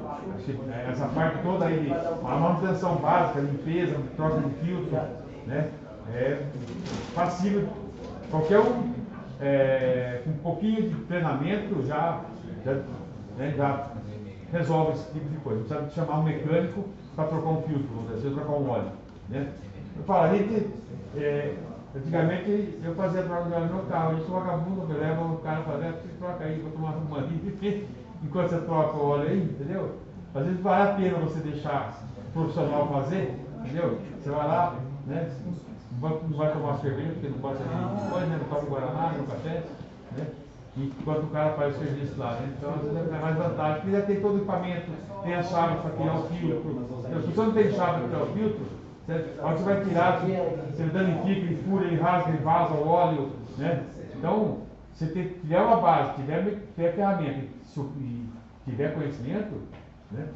Essa parte aí é tranquilo para o operador, né, o usuário do motor fazer. Tá? Agora, tem algumas manutenções que aí exige que seja mais especializado, aí é melhor, é mais barato você pagar para alguém fazer. Tá? Mais um lá. Aqui as pessoas vão falar sobre rolamentos. Vamos falar em rolamentos externos ao bloco. Eles têm que ter uma potência original, ou tem que ser recuperação de borracha, ou tem que ser aberto com uma graxa lubrificante especial, uma graxa náutica, alguma coisa do gênero. Qual é o segredo? Tem algum macete? Qual rolamento do motor? Não, eu falo dos rolamentos externos ao bloco. Governador. Aí você vai ter a especificação do item, da peça. Por isso eu falo. Você compra o rolamento, que é o código do fabricante. Tá? Ele vai te mandar a peça já dentro da especificação. Tá? Se ele é blindado, ele vai ser blindado. Se ele é semi-blindado, né, e com aplicação de graxa, ele vai ser semi-blindado. Tá? Se é com fechamento de borracha, fechamento de aço, ele vai ser com aço ou borracha. Porque, volto a dizer, ele foi desenvolvido e testado naquela forma e foi encontrar a melhor opção. Porque eu falo ao fabricante, o que ele busca sempre? Tá? O produto ele tem que ter a máxima durabilidade, né? Como um motor, né? Falando em motor, menor consumo, tá? E maior durabilidade. Tá? Então, e a máxima potência, assim. Então esses são os pontos que o fabricante busca. Então, ele quer que o motor dure bastante, né? Mas se você puxa muito na potência, ele dura pouco. Se você puxa pouco na potência, ele dura bastante, mas não tem potência. Então ele faz esses ajustes. A peça, né? A peça tem que ter uma durabilidade mínima, porque eles já são projetados para aquilo. E às vezes você trocando um componente, né? Aquele componente acaba danificando outros componentes dentro do motor. Então sempre pegue a especificação do rolamento que tiver no alternador, que tiver na bomba, que tiver no... Tá? Porque cada um tem a sua especificação.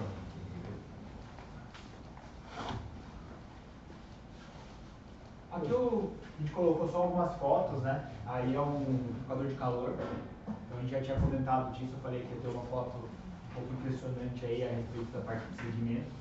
Então, basicamente aí começou a ter vazamento, aí quando foi abrir para olhar o estado do trocador de calor estava desse jeito aí. Totalmente, enfim, é importante usar a questão do filtro antes de água salgada. Só explicando, né? Esses tubos aí são os tubos onde passa a água do ar, né? E a câmara externa é onde está o líquido que refrigera o motor, né? Então, o radiador, né? Quando as palhinhas lá, as palhetinhas da bomba de água do mar pifa, que quebram, elas vão parar aí, né? O radiador, né?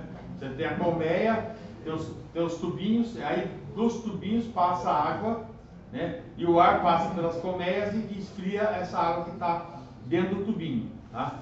No trocador de calor, tá? É o contrário. Tá? A água, ela está aqui dentro, essa parte aqui em volta desses tubos aqui. A água do motor, é chamada água doce, né? A água de arrefecimento. Aqui passa água salgada, tá? Que ela vai trocar calor, né, e vai esfriar aquela água que está circulando no motor. Tá? Então, se ocorrer isso daqui, quer dizer, igual no radiador, quando gruda poeira, quando gruda folha na colmeia. Você reduz a circulação de ar, automaticamente a temperatura da água que está lá dentro aumenta. E aqui vai ser a mesma coisa. Você dificulta a circulação da água pelos tubinhos, automaticamente ele fica vazio, não troca calor com a água do motor e a temperatura do motor aumenta. Tá? Então vai chegar um ponto, né, que aí vai esquentando muito, né, vai aumentando a pressão aqui dentro, vai jogando água para fora, né, vai diminuindo o nível de água, se o cara não cuidar e for deixando, né, falta água no fundo do motor. Tá? Então, e quando toca o alarme de temperatura, a temperatura dentro do motor já está bem alta. Então, o alarme ele já está numa condição, né, de limite. Até naquele ponto não danifica. Né? Mas se você fizer todo mês chegar a virar alarme, né, aí começa a danificar. Entendeu? Porque já está no limite de temperatura. Tá? Agora tome cuidado, porque às vezes se o volume de água descer muito, né, ficar quase sem água lá dentro, o alarme não funciona, tá? Porque não consegue fazer a leitura. O sensor ele precisa de água. Para ter o contato. No ar ele não percebe a temperatura. Tá? Então se você funcionar sem água, com muito pouca água, você funde o motor e não dá alarme. Não vai avisar. Não é igual o óleo, se você não colocar o óleo e ligar o motor, vai acender a lâmpada, porque não dá pressão. Na água não. Tá? E aditivo, qual é o aditivo que se poria para o circuito fechado? Eu não vou dizer a marca dele não. A Yamaha tem o que ela fornece. Tá? E só tem que tomar cuidado que tem que ser o aditivo para radiador, pelo amor de Deus, não vamos usar aqueles óleos solúveis, aquelas coisas já freio misturado, tá? Tem que ser os aditivos para radiador de motor diesel e na dosagem especificada no se colocar demais também estraga também. Não, esse não é a mistura pronta. Tá? Esse é. Esse é pronto. Esse é bom. Esse aqui é para mim. Tá. Esse aqui está pronto para. 50, já vem pronto, né? Já vem pronto. Tá? Então, tomar cuidado com o que você usa, tá?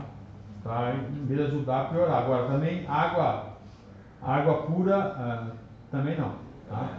Não que ela não vai fazer o trabalho dela, vai fazer o trabalho. Tá? O problema da água pura é que pega que nem ontem, em algumas regiões aqui no sul, né? Congelou, vai congelar a água do radiador. Tá? Você pode até trincar o bloco se ele congelar lá dentro. Tá? Então, o aditivo ele abaixa a temperatura de solidificação da água. Se ela congela com 0 graus, ela vai congelar com menos 20. Tá? E aumenta a temperatura de ebulição. Então, em vez de entrar em ebulição com 100, ela vai entrar com 110, 120. Que é mais fácil esfriar água quente do que esfriar vapor. Então, essa é a função do aditivo. Tá? Tem questão da corrosão também. Não, aí são, como fala, complementos do aditivo. Tá? Porque a água é H2O, que é oxigênio provoca corrosão na oxidação. Então, o aditivo é colocado no aditivo do líquido de aquecimento, né? Um produto também anticorrosivo. Também é a função auxiliar, vamos dizer assim, ao sistema. Né? Já se aproveita para fazer uma coisa a mais, vamos dizer assim. Tá? E se for água pura com bastante cloro, aí sim, né?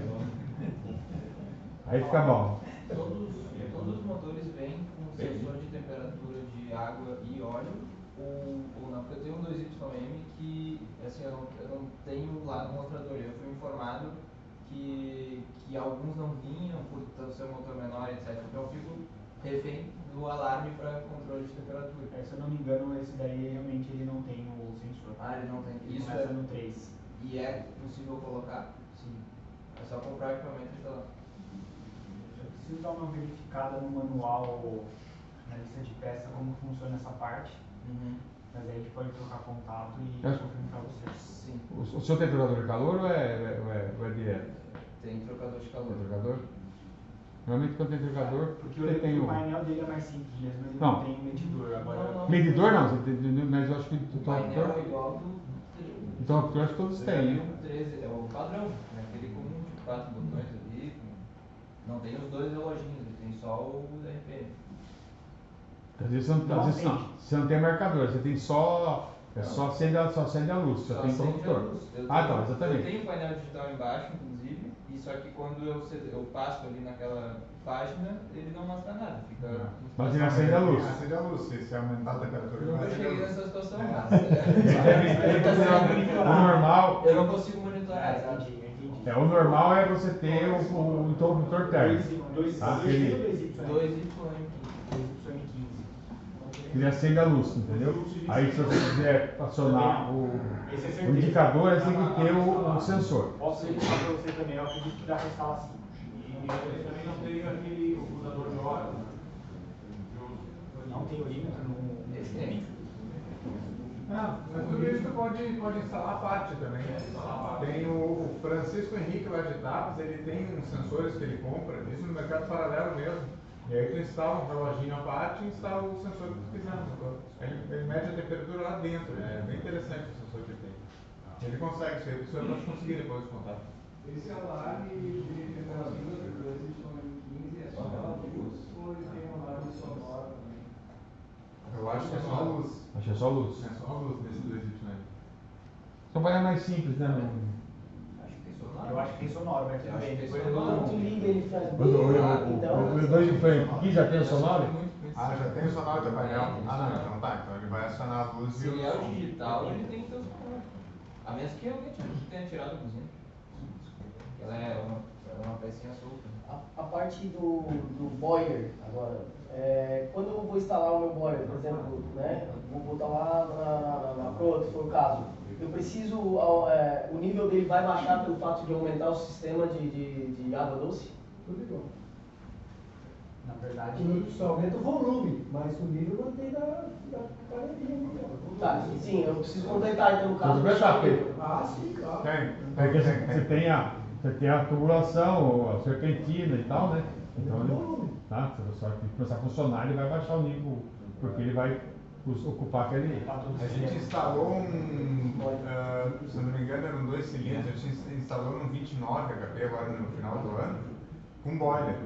Cara, a gente botou o livre de arrefecimento nele, fez o motor girar e completou. Cara, entrou mais uns 4, 5 litros de. E o ar sai pelo próprio reservatório? Isso. Sim. Tu vai fazendo ele girar. Mas entrou uns 5 litros, vou te dizer, de arrefecimento no boiler do cara. Depende do tamanho do sistema. Tem como colocar o boiler para produzir em casa? Acho que não. Não tem saída para bordo. Como é que se faz para purgar o motor? Purgar, sangrar o motor. Eu já tive que fazer isso com o meu. Estava na lagoa lá, em altas ondas, e apagou o motor. E era noite, ainda por cima. Sempre. Eu voltei dormir, sempre de noite que acontece. Dormi no sítio, depois fui velejando e entrei a vela na Marina de Itapuã lá, o meu barco tem 85 centímetros com a molina recolhida, entrei a vela lá. E aí encontrei lá o Zuvig, não sei se todo mundo conhece ele, que é engenheiro aeronáutico. Ele disse, não, vamos purgar o teu motor aí. Pô, eu não tenho a menor ideia do que é. Mas ele resolveu o problema. É purgar sangrar, na verdade ele fez a sangria. Sim, mas o que aconteceu? Foi a nata do diesel que obstruiu ou foi ar que entrou no sistema? Faltou diesel? Hein? Faltou diesel? Não, eu estava com o tanque cheio. Pois é, então o tanque cheio não foi sujeira. E não foi falta. O ar no sistema, aí pode ser o mesmo caso do Celso, por exemplo. Alguma coisa que pode estar entrando pelo racor, pode estar entrando no ar falso em algum lugar. Tem embaixo o sistema por onde é aspirada a água para arrefecimento do motor. Ali que eu achei, por causa das ondas, o barco saía com a polpa para Não, com a. que ali pode ter entrado no barco. O diesel com a água não tem relação. Aí são circuitos independentes. Então foi a nata do dia. Pode ter sido, interrompeu alguma sujeira no pescador lá, depois quando o barco parou, aquela sujeira caiu e aí funciona de novo normal. Isso já Ele sangrou o motor, ele disse, o motor apagava, aí a gente mexia, daqui a pouco batia a rã e o motor pegava. Andava uma hora, o motor apagava. Aí até que eu resolvi tirar o pescador, daí veio a sujeira. Estava no pescador, horas ela aliviava, horas ela tapava, assim ela ia. Como você falou, como você pegou, quando que balançou, levantou a sujeira e. Balançou, levantou a sujeira e subiu o pescador, aí ele para. É como se tu esgoelasse ele, aqui não entra mais disso. Provavelmente não é, sujeira.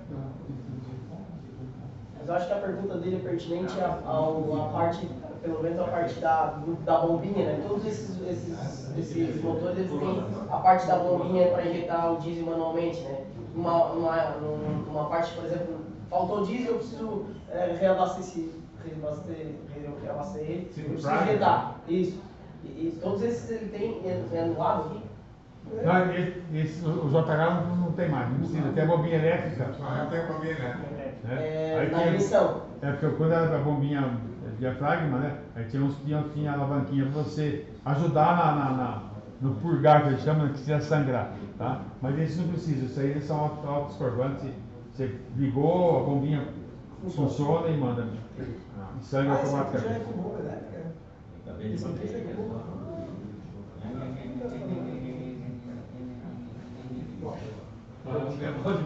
Mas eu acho que só não tu ligar a ignição ele já tá ligado não precisa nem bater já vai bombar. Tá. História de disparo, esse motor não é turbinado. Imagino que seja bastante raro. Existe alguma história sobre isso? Disparo de motor diesel, que é o grande terror, né?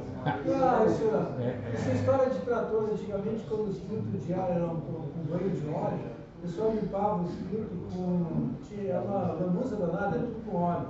Eles limpavam com óleo diesel, botavam óleo diesel dentro e aspiravam óleo diesel, e aí dava disparo de motor. Isso não acontece. Ou quando é filtro banho de óleo, às vezes você tem o excesso ou no balanço, né? E ele puxa o óleo lubrificante, né? E o óleo lubrificante queima, né? Sim. Entendeu? E aí o motor dispara, mas fora disso, a não ser que seja um problema, né, na parte do acelerador, né? Um enrosco segura a cremadeira puxada, né? Mas ou a cremadeira com problema que ela está enroscando, fora disso o motor não dispara. Né? Mas aí com a solenoide você consegue apagar o motor. Se for combustível, sim, apaga. Mas se for lubrificante, aí você não apaga. Aí é só tapando a admissão ou está. Não deixar entrar. Não deixar entrar. Eu tive um caso, bom tempo atrás, de uma máquina com motor TNV, que é a base desses motores, né? Que ele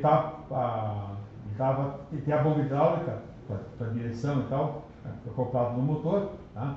E ele estava puxando o óleo hidráulico para dentro do motor. Aí o nível de óleo subia, né? Aí com o funcionamento, tá? O óleo subia, vinha pelo respiro, jogava para admissão, o motor disparava. E a sorte que na máquina, né, quando a máquina é pesada, o cara engatava uma marcha e matava na marcha, senão ele estourava o motor. E para descobrir que era, porque o óleo hidráulico é um óleo fininho, né, e transparente praticamente, você puxava a vareta, você não via o óleo lá. Tá? O cara percebeu que ele levou o motor para a oficina, falou, vamos drenar isso aí, começou a drenar, não parava de sair óleo do motor. O motor era com 9 litros e tinha quase 15 litros de óleo no motor. Então, já está explicado o que aconteceu. Aí descobriu que era o retentor da bomba hidráulica do motor. Mas então, assim, só para disparar é só com excesso de óleo lubrificante no cárter, tá? Ou no caso, se fosse um fio de ar a banho de óleo, também haveria essa possibilidade. Né? Fora disso, ou então, como eu falei, a cremadeira, enrosca a cremadeira, né? Aí é... Mas assim, histórico disso, eu imagino que seja bastante raro. Né? Hoje em dia é muito, muito difícil. Tá bom. Tá? sabe, a gente aproveita esse motor aí e dá uma. Vamos provar esse motor. Nada, pode tá, vai estar lá pra vocês. Daqui, se eu quiser passar, eu só. Vamos finalizar tudo, a gente pode juntar ali e dar uma olhadinha. Aqui, ó, só para ilustrar, foi usado filtro de combustível no lugar do filtro de óleo lubrificante. Então é uma coisa também, não sei se foi feito por questão de economia. E a rosca deu certo. Então, aí que tá. Não é para dar certo, só que foi feito na marretada, então você tem um problema ali do você vai perder pressão, vazamento. Então é uma coisa para ficar atento. Não sei se foi nesse motor aqui, mas a gente só colocou para ilustrar, né? Pode passar. E aí é a questão de bomba, tá? O Sérgio comentou do enferrujado, aí a gente deu uma foto aí também. Estado bem difícil aí. Exatamente. Aí, caso tenham mais perguntas, quiserem vir aqui para olhar o motor também, pode ficar à vontade. Ah, lá vamos ver.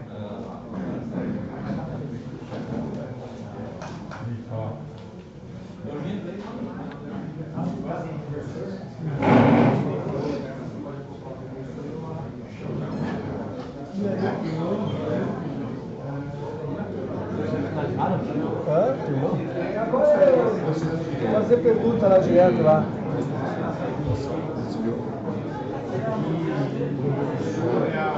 Sol.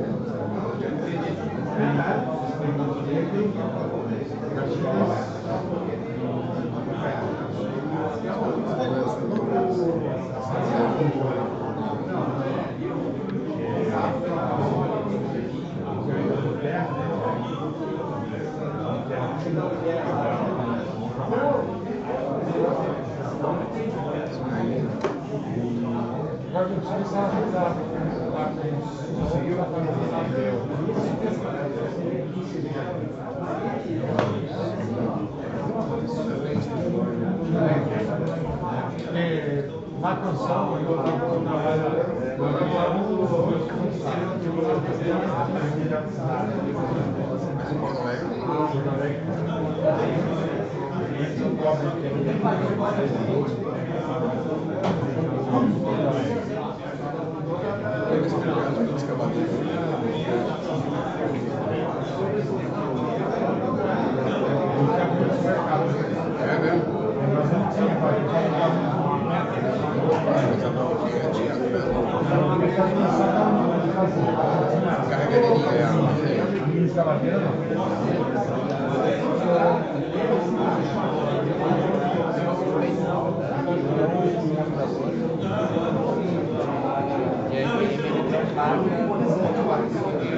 Na verdade, tem o 200M que ele gira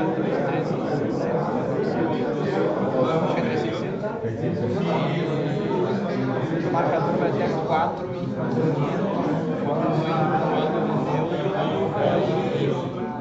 a aceleração máxima. Aí precisa ver, está certo, cara. Melhor vai ter tudo no alternador. Depois foi trocar de uma se trocar primeiro uma vez, porque ele não precisa de pulso. O alternador está lá na frequência muito alta. Aí,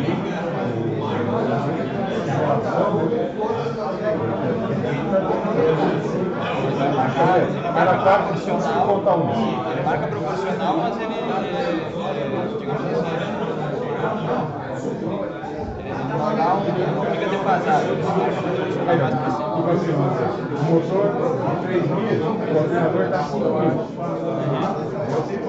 Aí você faz a relação. Sim. 5.000, o marcador vai marcar 3.000. Aí quando você abaixa a rotação do alternador a 3.000, vai baixar para 1.000. Sim. Você faz essa relação, porque ele não é direto, não para 1. Sim, claro. Se fosse para 1, então pode ser que ele esteja descarregado, ou pode ser que tenha trocado o alternador, o e aí vai mudar a relação. Eu acho que foi trocado, mas Pode tivesse lugar com tacômetro, fazendo entre a rotação do motor e ele nunca mais vai perder no motor mesmo. Vai lá no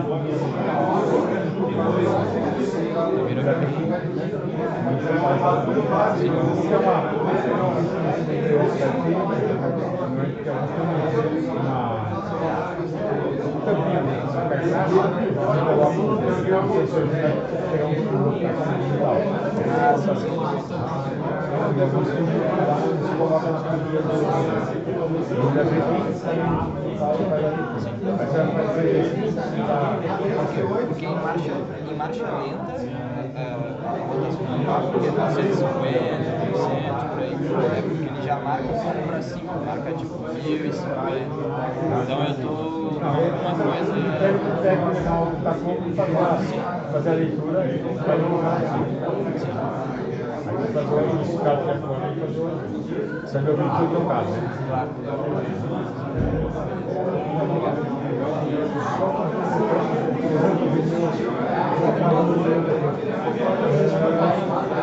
Você falou para colocar o fundo do refletor afogado. O que acontece? Quando eu trabalho com uma rotação mais baixa, eu até coloquei uma mangueira cristal para poder ver. Então, a mangueira, aí que vai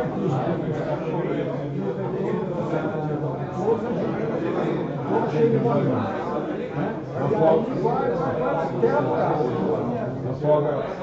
Afoga aí, muito obrigado. Valeu. De Fortaleza a Porto Alegre, valeu.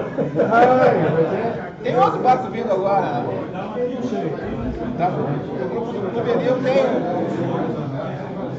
uma pessoa que está trazendo o barco. Já dobrou, já passou Recife, acho que está chegando em Salvador por agora. Eu fiz daqui para lá 5 vezes levando os catamarãs. Mas aí é uma cavalaria. É, exatamente. Mas aí é uma centrada.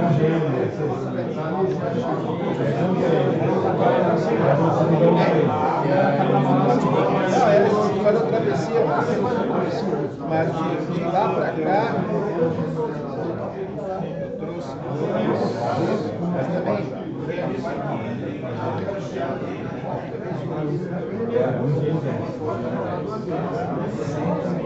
Tem peças. Ele passou todas as coisas ali. Ah, tá. 300 pessoas. Trabalha na Yamaha. Sim. Tá. Eu já travessia assim, com todos os tamanhos, essa coisa técnica. Aí tá pessoal bonito. Mas tem um assim, aí nada, aí nós montava uma viagem aqui para a capitania, nós pedimos isso aí lá, e deve ter levado 15 dias, tá ligado? Próximo você sabe que é esse mais. Tá bom, obrigado. Valeu. Hein? Mas aí é treta, minha monta,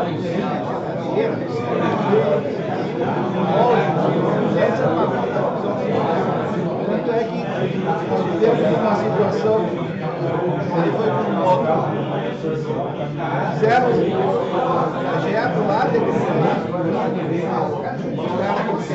tivemos que entrar em Natal, para abastecer, Natal não estava o negócio igual, e aí o barco foi assim, uma semana lá pensamos pegar nos últimos 5 minutos da operação arada, já estavam levantando para fazer exame, eu quero soltar o mês aí, para vender com a deixa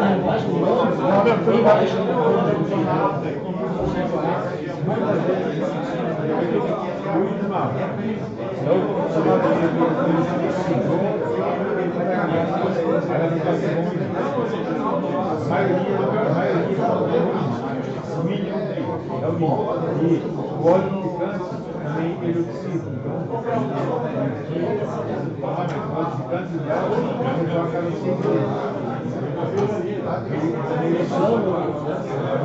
usando ou não usando.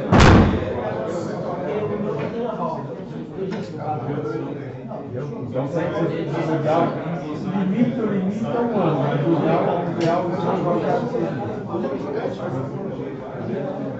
Ele oxida, ele desgasta.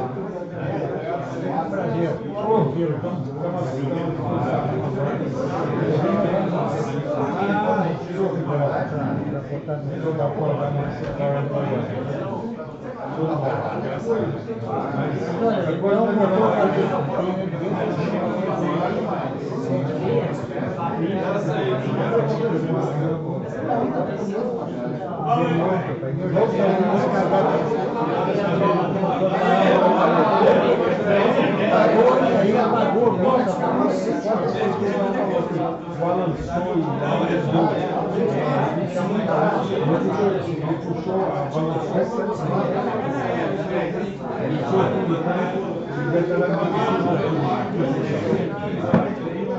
Mas